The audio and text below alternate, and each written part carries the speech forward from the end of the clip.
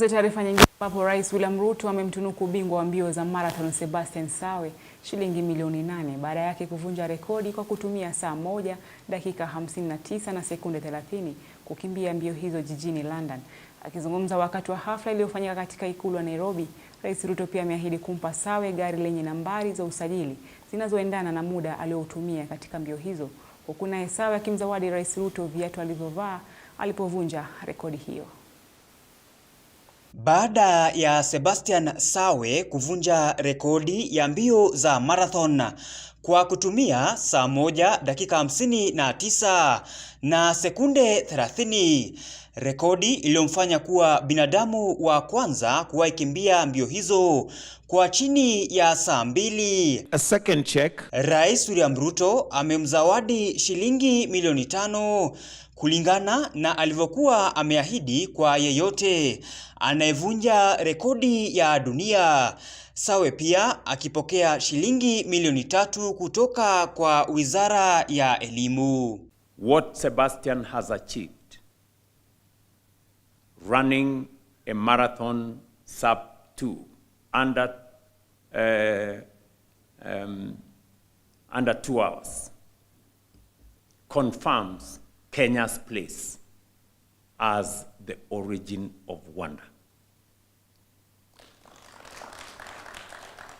If there was any doubt in anybody's mind about magical Kenya and about the origin of wonder, Sebastian has put it with clarity.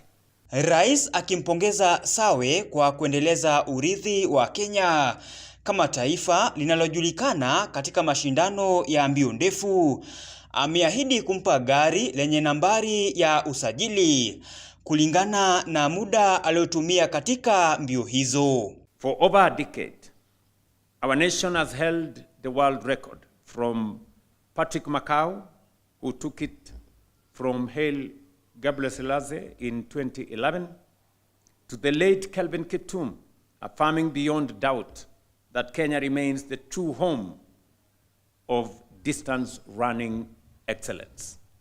Ameorodhesha hatua zilizochukuliwa na serikali yake kukuza talanta na kuimarisha sekta ya michezo, akibaini kuwa sasa wanaoshinda dhahabu watakuwa wakipokea zawadi ya shilingi milioni 3, milioni 2 kwa wanaoshinda fedha, huku washindi wa shaba wakipokea shilingi milioni 1. We have also enhanced the reward framework for our athletes.